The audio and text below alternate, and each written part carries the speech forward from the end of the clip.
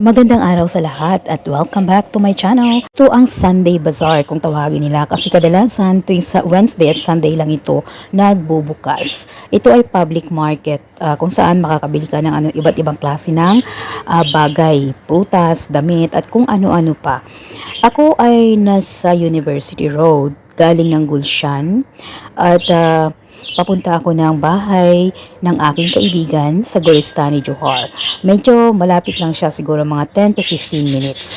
Depende na lang kung matraffic. Saturday ngayon at maaga pa, alauna pa lang ng hapon. Kaya siguradong hindi matraffic. Nakasakay ako sa rickshaw. Ito yung common na sasakyan o pampublikong sasakyan dito sa Pakistan na makikita mo kahit yata sa ang sulok ng Pakistan. Lalong-lalo na dito sa Karachi.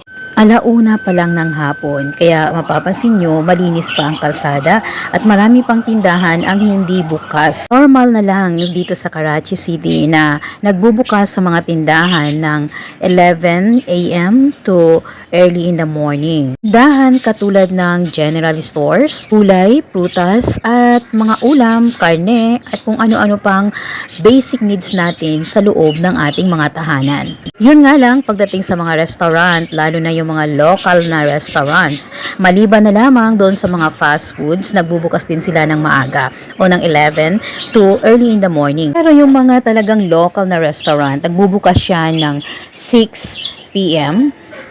after early in the morning.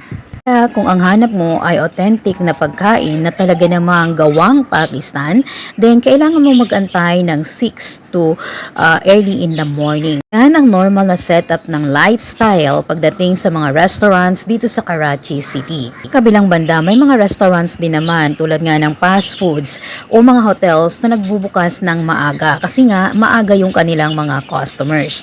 Pero kapag sinabing ang local, normal na pagbubukas ng kanilang mga restaurants ay from 6 p.m. to early in the morning. Lalo na yung malalaki talagang restaurants na kilalang kilala dito sa Karachi City na nag-offer ng mga authentic na pagkaing Pakistan. Lalo na kung mag-held ka ng party. Kailangan mo talagang mag-antay ng mga oras na yon. Maliban na lamang kung fast foods katulad ng KFC o mga fast foods sa mga malls. Once na nag-open ang malls, open na rin sila. Nandito na nga tayo sa Golestani, Johor at hindi nga matraffic tulad ng sinabi ko kasi nga Saturday at maaga pa. Napansin nyo rin yung mga tindahan sa ilalim ng building, common na yan dito na sa ilalim ng building ay ang kanilang mga business o tindahan at sa itaas naman ay ang kanilang tirahan. Gusto kong ipaalam sa inyo na walang palengke o talagang mismong palengke dito sa Karachi City. Kahit saan sa ilalim ng kanilang building ay makikita mong para nga talagang palengke. Pero mayroon din namang specific na talagang business area na doon mo makikita lahat-lahat ng kailangan mo. Ay mga wholesale market din naman sila o kaya ay supermarket o malalaking grocery store katulad ng Imtiaz, Metro at marami pang iba. Kaya kung bago ka dito at galing ka ng Pilipinas, maninibago ka talaga. Kaya wag mo nang hanapin yung palengke kasi wala talaga sila noon. Kahit saan ay may palengke. Isa rin sa dapat mong i-expect dito sa Karachi ay ang mga basura kung saan-saan. Yan ang isang bagay na siguradong di mo magugustuhan dito sa Karachi. Kulang sila sa kalinisan. Dahil nga city o napakalaking city itong Karachi, naranasan mo rin ang ganitong klase ng trafiko. Dahil nga hindi sila strikto sa kanilang batas, lalo na pagdating sa trafiko. Kanya-kanya na silang paraan para makaiwas sa trafiko. Kaya kung ikaw mismo ang magdadrive ng iyong sasakyan, kailangan mo ng mahabang pasensya at lakas ng loob para makipagpaligsahan sa mga driver sa mga ganitong sitwasyon o kapag ganito na yung trafiko. Ayan, kita nyo naman kung gaano kahaba ang trafiko pero ang maganda medyo kumikilos pa siya kasi nga tulad ng sinabi ko maaga pa pero pagdating ng 5, 6 after 9 p.m. nako, parang hindi na talaga siya gumagalaw lalo na sa party ito dahil ito ay nasa harapan ng Millennium Mall. Ang building na yan sa kanan ay ang Millennium Mall. Isa din ito sa malaking mall dito sa Karachi City, pero mas malaki ang Lucky One. Ang dahilan kung bakit matraffic sa lugar na ito. Dito dumadaan lahat halos ng mga sasakyan na papunta ng Defense, Tariq Road at iba pang lugar dito sa Karachi City. Kahit pasabihing may overpass o napakalawak naman ng kalsada, pero yun talaga hindi kaya ng trapiko dahil nga halos lahat ng sasakyan ay dito dumadaan. Hindi naman ganun katagal yung trapiko at hindi rin ganun kahaba. Mga 5 to 15 minutes lang siguro, depende sa haba ng trapiko at sa dami ng sasakyan. At ito nga ang Millennium Mall. At dito sa mall na ito ay marami pang parts ng iba't ibang klase ng mall. At itong mall na nakikita nyo ngayon ay nagtitinda ng mga branded o local branded items katulad ng mga damit. Damit is life dito sa Pakistan, lalong-lalo na pagdating sa mga Pakistaning babae.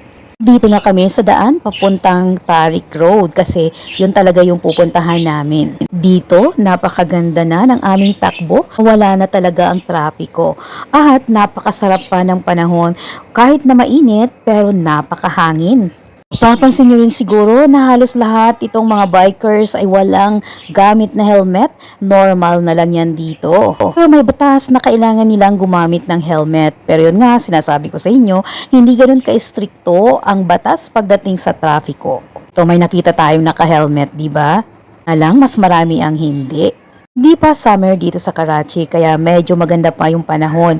Kahit na may araw o maaraw, hindi ganun kainit. I-enjoy mo pa ang panahon. Pakahangin at masarap yung hangin. Pero dahil nga nasa city tayo, hindi na fresh yung hangin. Lalanghap muna talaga ang pollution. But ibang klase ng pollution na nanggagaling sa tao, sa hangin, sa basura, sa mga sasakyan at kung ano-ano pa ang nakapalibot dito sa Karachi City. Dahil nga nakareksya ko, langhap ko lahat ng klase ng amoy at polusyon na nanggagaling sa iba't ibang klase ng bagay na nakapalibot dito sa Karachi City. Siguro naisip nyo, bakit nakakapag-video ako samantalang nasa reksya ako? Hindi ba siya delikado?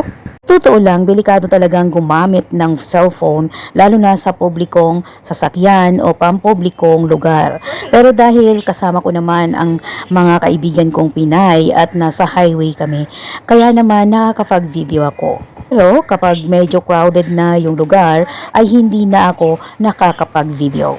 Kailangan talaga ng dubling ingat at kailangan matalino ka gamit ng iyong cellphone at pagkuha ng mga video. Alalahanin natin na ang Pakistan ay Muslim country. Marami dito lalo na sa mga babae ang ayaw nilang makita ang mukha nila sa video o sa mga pictures. Which is tama rin naman to protect their privacy. Sa akin, Muslim man yan o hindi, kailangan na mag-ingat pa rin tayo sa pagpo-post ng privacy ng isang tao. Dito na kami sa bukana ng Tariq Road at malapit na kami bahay ng aming kaibigan para sa aming party.